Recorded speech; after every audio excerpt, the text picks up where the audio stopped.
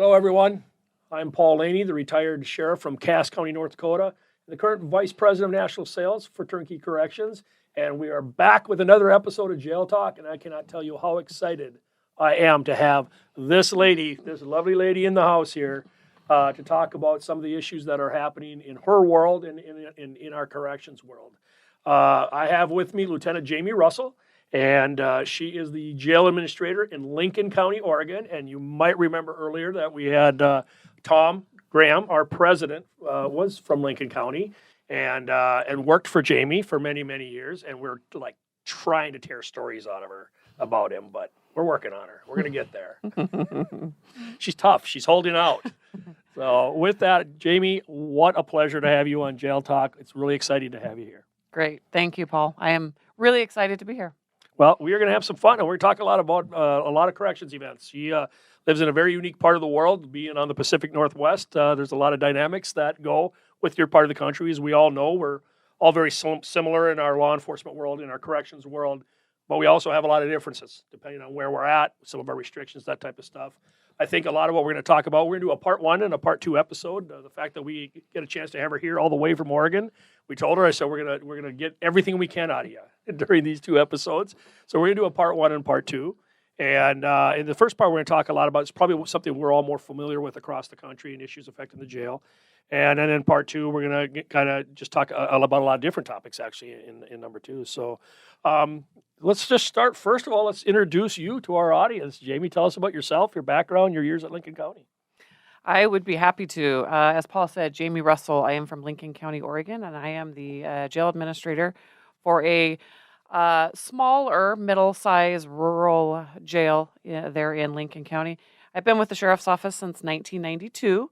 I just hit my 30 years, May of this year. I truly can't believe it's been 30 years already. I think back to my start, May 15th of 1992, and not long out of high school thinking, what in the world am I doing working in a jail? I don't know anything about a jail. I don't know anything about criminal justice, thinking it might be a temporary career for me as I got my feet into the ground and really decided what I want to do. And yeah, how's that temporary part worked out for you? Yeah, temporary, however you define that. But for me, it's at least 30 years. Yes. And again, looking back, I couldn't be more proud of the work that has taken place in Lincoln County, some of which I have been involved with, some that I haven't, but I've made the best of what is given to us. But it's definitely a profession that is not for everybody. I definitely found my niche starting to work in the jail in a position that is a non-certified position. You didn't have to be 21. Found that I actually had an interest in this profession, learning more about what goes on in the criminal justice system, which is a piece that not everybody realizes and understands. And so I kind of found a niche. I decided to take that next step in my professional growth and become a deputy working in the jail, a little more hands-on, a little more skill set of more direct communication, more direct working with our custodies. And I found that I actually really, really enjoyed that. Making a small impression on these folks' lives. You never know throughout your shift working in a housing unit or working in intake what you might say or do that does have a positive impact on these folks. So I found that this was a rewarding career for me, and again, chose to take that next step and got promoted to sergeant and learn about being a supervisor, and that's a whole different world. That's a whole different world. So it was a quick learn for me. I made a lot of mistakes. I learned from those mistakes, fortunately, and spent some time doing that when I was approached by the sheriff at the time, who has since retired, asking if I would be interested in taking that next step and becoming the jail administrator. And again, thinking to myself, I don't know that I really am ready to do that, but sure, let's give it the good college try.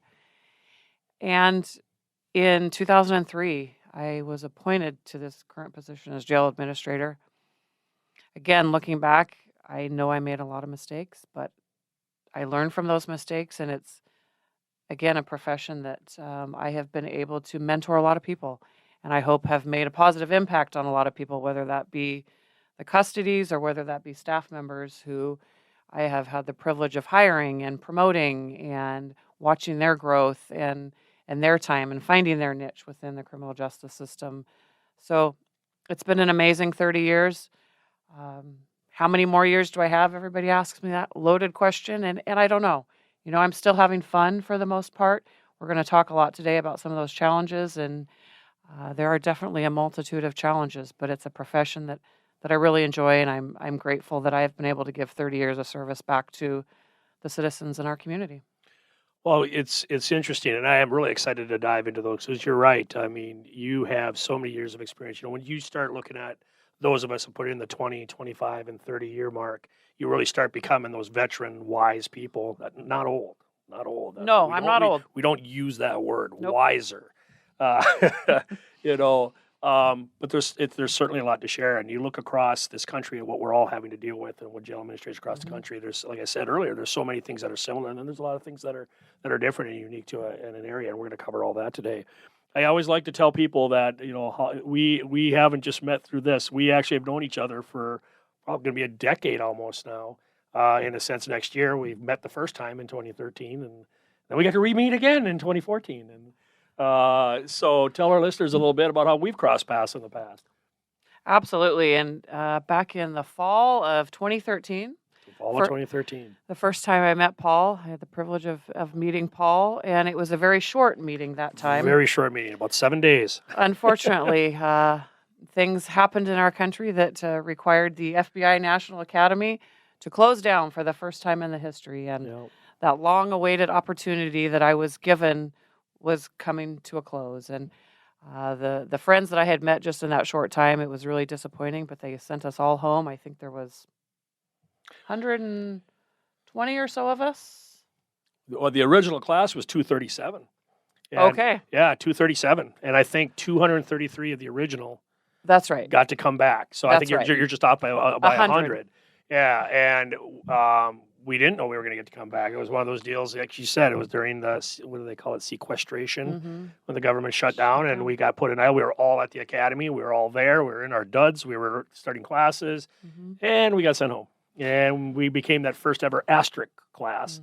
We got to keep our class number, 255, but we got sent home. And I've never made a drive so quickly from Virginia to Fargo, North Dakota, because I stopped for 4 hours. I was so, let's just say, not happy.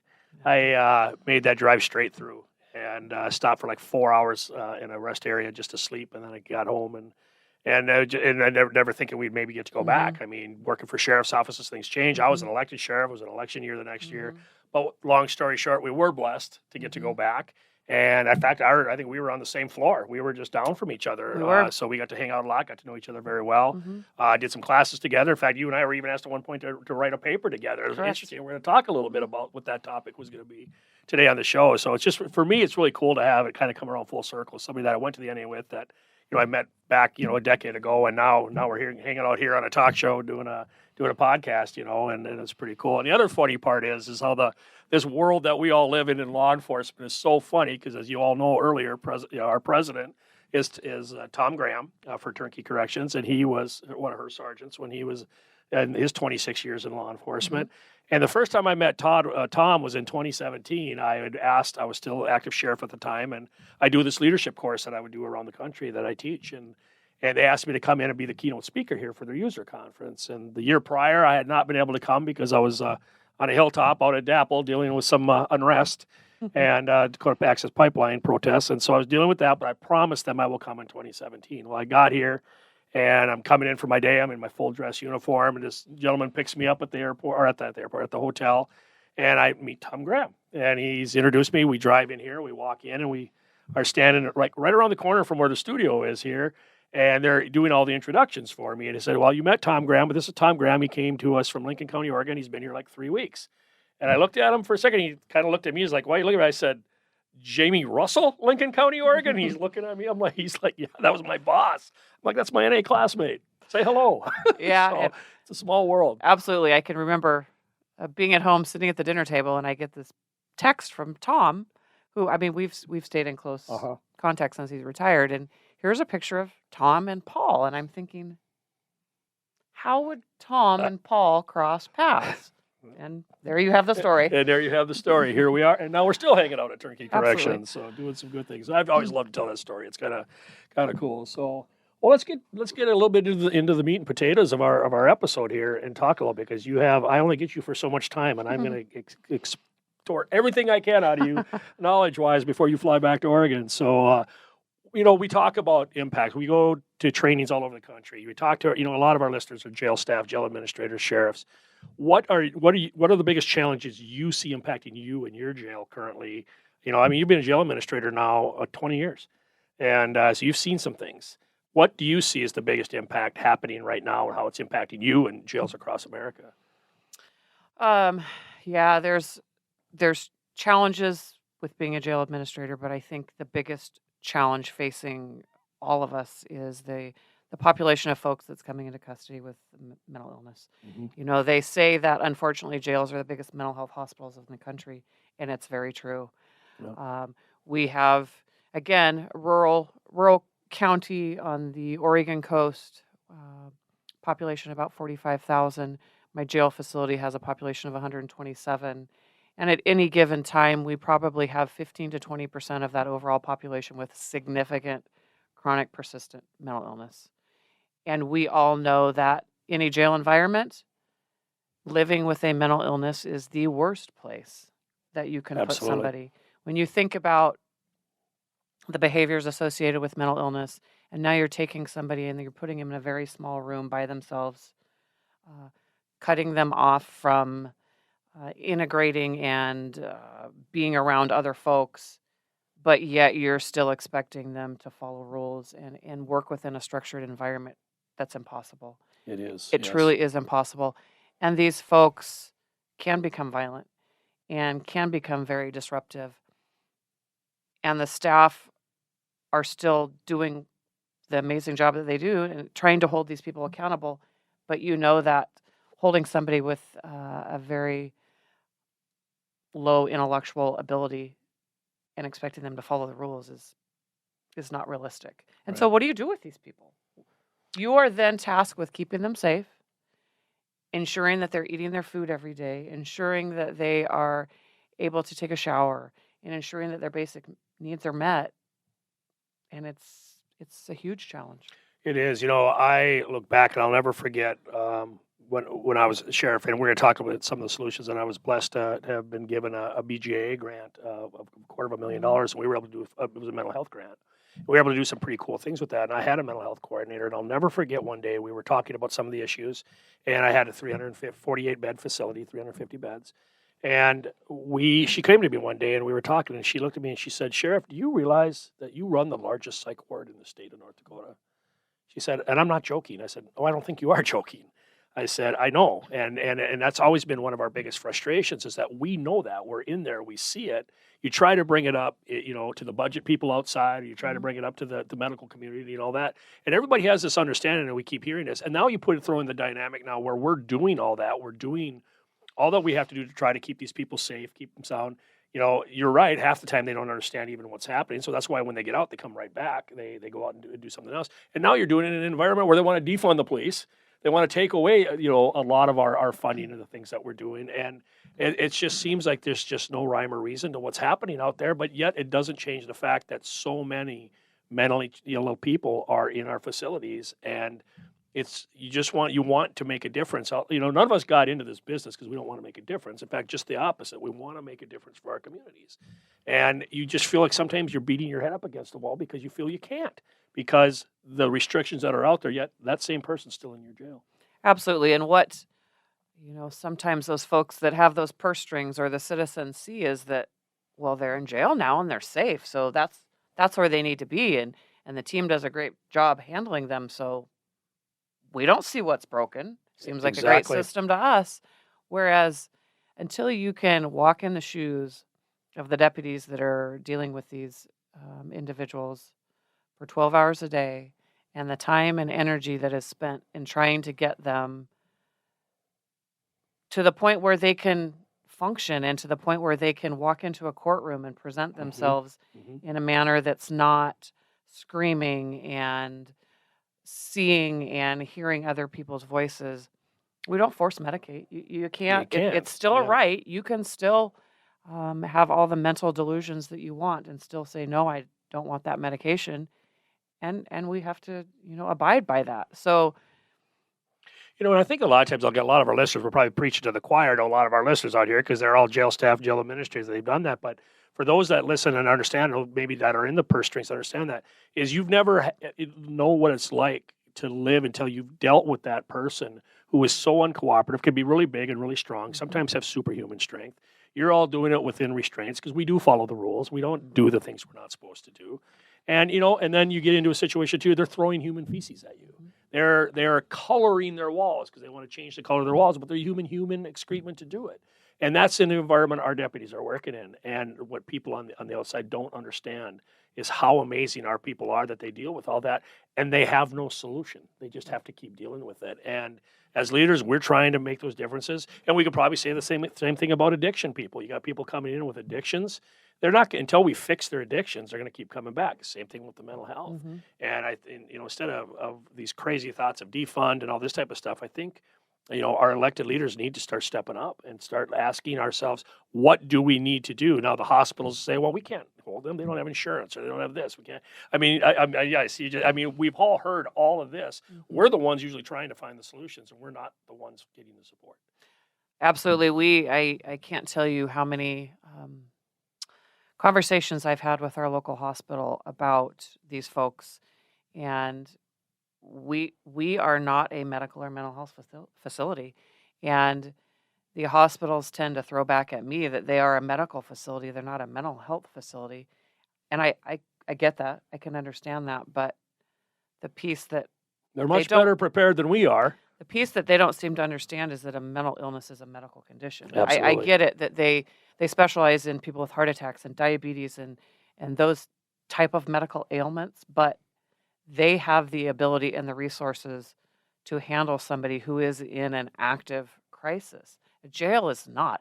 A jail environment's going to exacerbate that crisis, and a hospital is a different environment. It's not a jail, and just the environment itself can tend to bring people down and calm them down, whereas a jail does the opposite. Exactly. Well, I'm just gonna give you your open. You're an artist. You got your open canvas right now. We all see that, and obviously we those of us have been in that environment, have run jails, who understand that. So, if you just could wave your magic Jamie wand and boom, make it happen, what would you see as the beginning solutions to how we start changing this environment? If you could wave a wand and it happened, no budget restrictions or anything, what would you like to see happen? Well, I'm going to talk kind of specific to our county and the state of Oregon, but the funding needs to go towards mental health facilities. It's been the absolute opposite for us. We have some entities in Oregon, Disability Rights Oregon, and they're a great partner, but they don't want people in jails and they don't want people in hospitals. And I get that they don't want people in jails. I fully support that, but these are not people that can function in our communities, but Right. that's where they want them to be. They need to build more hospitals. They need to invest in these people and putting them in facilities that meet their needs, not in jails. No. They need to have state hospitals, state-run facilities that have staff that are trained to work with people with a mental illness. I am very fortunate in Lincoln County to have 2 mental health professionals that are part of our sheriff's office team that can work with these folks. But again, I have 2, and I have a population of at least 127. And on any given day, we have booking cells that are full of folks that have mental illnesses. And it's not as easy as sitting down with them for 5 minutes and curing them. This is a lifelong disease that needs much more than what a jail can offer. Again, having 2 counselors that can take on these tasks is amazing and it's helpful, but Well, let's face it. I mean, am I out of line by saying in the jail environment we're just the Band-Aid? Because we're not fixing them. We're keeping them safe.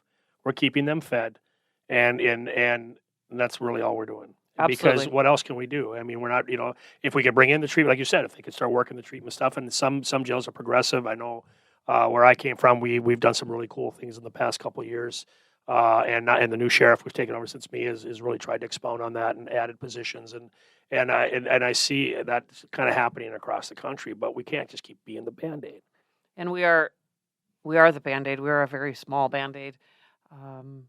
And until I think the people that hold those purse strings really understand that they need to look at not defunding police, but maybe look at moving monies around and really making the mental health and wellness of these people a priority over just letting them walk out the front door with zero services. Absolutely. Because that is doing nothing but setting them up for failure.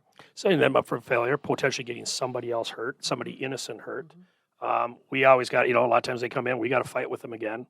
Our own people getting hurt, and it seems like it's that revolving door. And I'm glad to see, and I think hopefully things like this, push these discussions across this country where, because when it comes down to it at the end of the day, the commissioners and the medical community, they've got to step up. And we'll keep them safe, and we'll keep doing what we do, but we're not the solution. We're a part of the wheel of that solution, but we can't be that forever, and we're not high-class babysitters. Yeah, and I think, as a whole, our county does a good job of telling our story, so the citizens really understand what their taxpayer dollars are going towards. But again, at the end of the day, unless a citizen is an unfortunate victim of a crime or has a real desire to learn more about the system, they don't care. Right. They just know that the person that was a nuisance in their community is now in jail, and they can, wash their hands of it, and they don't have to deal with it because they know that they'll be safe. What they don't really understand is that now this mental health client is in jail, and their well-being, their wellness is deteriorating. And at some point, they're going to get out of jail. Right. These people aren't in jail or aren't hospitalized for the rest of their life. This is not a life sentence in a county jail facility. Nope. It's a very small window, and we're putting a Band-Aid on them until they walk out the front door. Nope. And it's a sad reality, and our crisis and our mental health system in Oregon is overwhelmed. It can't keep up at the rate we're going. We have people that we do make an impact on. We are able to get them over a period of time, maybe on medications, and get them to the point where they could survive in our community. They walk out the door with maybe a few days worth of medication, and we set them up with a crisis worker, and it may be 90 days before they can get an appointment. Well, that kind of leads me to my next question, and I know we're getting kind of to the end of our time, but one of the things I think we have done very well at incorporate some of this, and you alluded to it a little bit, but what's your advice on how we collaborate with mental health professionals, and where do we have them in the jail, and where do we need to be having them, working with us outside of the jail environment? What's your thoughts on that? Well, for us, that's a really, really important piece. Collaboration is very important, and not always do mental health workers in the community, again, understand our role, and vice versa. We don't always understand the role of the clinician or the mental health professional. So really understanding everybody's role within the system is very important. Very important for me. We bring in our mental health, community mental health to do trainings, and vice versa. So we really understand when we're faced with a challenge, we can maybe better think through, okay, I now understand why they can't do X, Y, and Z in the community. And then same with our community mental health can understand. So that collaboration is really important. They too are given, they're given their budget, and they have to make it work. And we all know that the mental health client is very expensive. Right. And when you talk about coming to jail, people just think that, well, they have insurance, they have the Oregon Health Plan, or they have whatever. What I like to remind our people about is once they come to jail, all that is cut off. Mm-hmm. They have which is a whole other topic that we could talk about on a whole other day, because that's, absolutely, to me, the most, and we see that happening across the country. It's the most ridiculous thing I've ever heard, when you probably need it the most. Absolutely. And let's just put more on the taxpayers. Yeah. And maybe we'll do another talk on that. Maybe we'll get you here someday, because that one's the one we could go on for quite a while. Yeah. But that collaboration is really, really important, and really understanding, again, the valuable service that both sides of the equation serve for these clients, and understanding that they have a budget to work within. We have a budget to work within. And we have to make the best of it. And at the end of the day, we have to look at what's best for the client and how we can make these few dollars that we may have benefit this person and make them successful and be able to live and survive within our community. Excellent. Well, and great advice. Great advice. I knew bringing you on the show was going to be a good one. I've been, as I said, excited about this, just your years of experience, the things that we shared, got a last chance to talk about. There's a lot. And do you have any problem if any of our listeners ever want to reach out to you and call you to your office and say, hey, tell me some more about this or tell me some more about that? Absolutely. We love to share. My saying is always, let's not recreate the wheel when somebody somewhere has already created that program or that policy to address whatever it is. So I'm happy to share any bit of knowledge I may have. Well, I always tell everybody when I teach my leadership course, I always started out with kind of talking about, what I'm going to talk about, is a way of doing things. And if you like what I do, copy it. And I always say, when you're in college, when you're in school, if you copy off your neighbor's paper, it's plagiarism, right? But when you copy in the real world, it's called best practices. Absolutely. So let's best practice. And we're always here. Jail Talk's always here for resource. Obviously, we have a lot of connections to all the guests we've had on before. We'll always put you in touch with somebody. And we have Lieutenant Russell right here telling you exactly. Give her a call, and she can update you on some things. So we're kind of coming to the end of part one here in our time frame, but we're going to move on here real shortly to part two, and we're going to talk some other interesting topics, like what's it like to be in the Ninth Circuit when you have some decisions to be made. We'll talk a little bit about that, and we're going to talk about some impacts on different things. So really excited about the second part of the show. So we're going to wrap up this first talk, our first part. Any final words for our listeners in part one? I was told not so very long ago when I was actually doing a radio show with one of my staff and talking about the challenges as we've just talked about. And so our part two, and I look at challenges as opportunities. Mm-hmm. And so we're going to talk a lot about those opportunities that have come from challenges and challenges that we continue to face. So excited to talk about some of the positives Absolutely. That come out of these challenges. Well, and we had talked about that. Is like a lot of times in our world we have to talk about that, but we wanted to end the show, and that's why we're going to move into a part two and end it on some of the real cool things you guys have done that we all can learn from. That's the one thing, that best practice is out there where you can kind of go, I'd like to do that in my jail. Mm-hmm. And if we can't, we always talk about we're a team and a family. Well, mm-hmm. As a family, then we share, and I'm excited about part two as well. So. Well, we're going to move on to that here shortly. So you've all been listening to Jail Talk. If you like what we are doing, give us a like, give us a thumbs up. Follow us on Instagram at Jail Talk Podcast or email us at jailtalkpodcast@gmail.com. Love to hear from you. Love to hear what your ideas are. Give me some ideas for future shows because I really want to know what you want to hear about. And we've been doing some brainstorming as we move into the coming year. We're going to expand a little bit of what we're doing with Jail Talk. We're going to do some things different. And we're really excited about where we're going. So I am retired Sheriff Paul Laney from Cass County, North Dakota, Vice President of National Sales for Turnkey Corrections. You've been listening to Jail Talk. We'll be right back soon. Have a great day.